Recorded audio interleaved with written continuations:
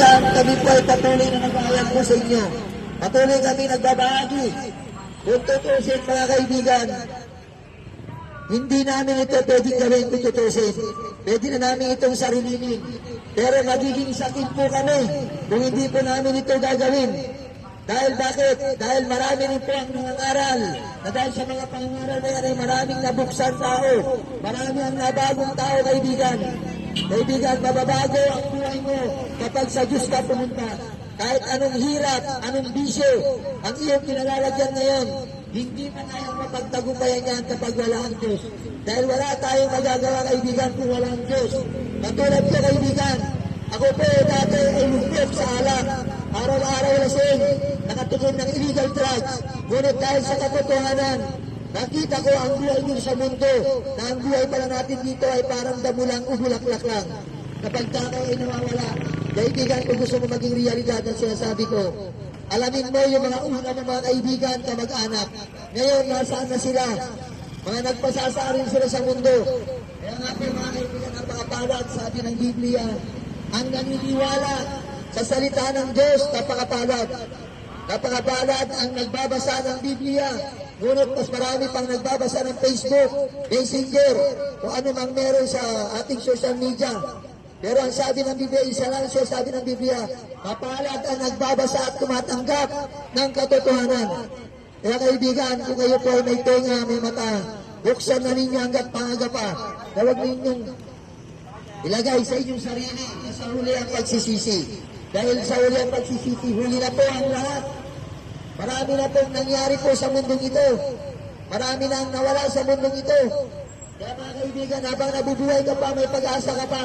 Dahil kapag namatay ka, nawala ka sa mundong ito, kaibigan. Kahit anong panalangin ang gawin sa iyo, hindi na may sasalpa ang kaluluwa mo. Yan ang katotohanan.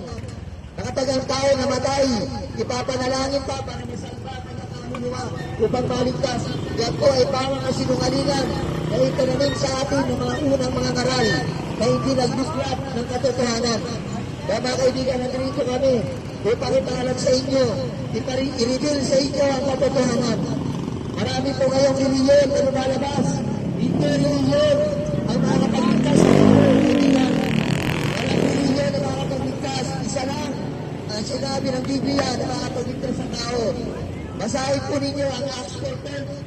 Isa lang, wala ibang pangalan sa sino ng langit, sa ibabaw ng lupa, sukat ay kaligtas ng tao. Si Kristo lang ang kaligtasan.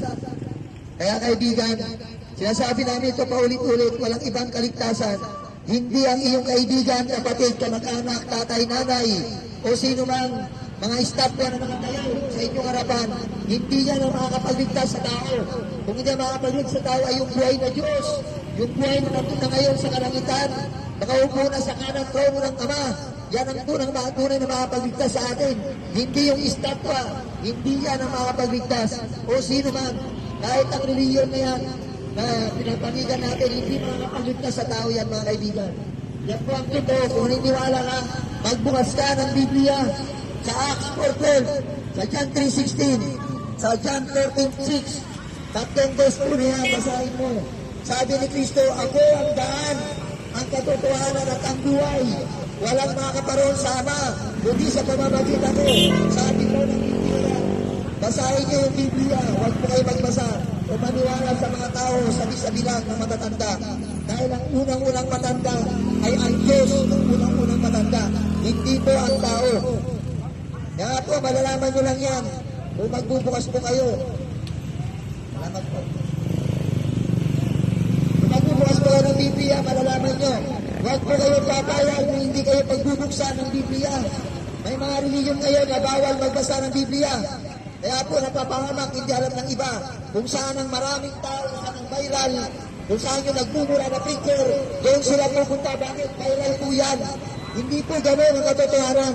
Ang katotohanan, magbukas ka ng Biblia na sabi ng Timothy, 2 Timothy 3:15-16. Sabi niya doon, ang salita ng Diyos ay magagamit saan? Sa pagpapanibago ng buhay, magagamit sa pagtuturo ng katotohanan. Yan po ang sinabi ng Biblia. Kaya kaibigan, isa lang masasabi ko sa inyo, walang kwenta ang buhay mo pag iwalay ka sa Diyos.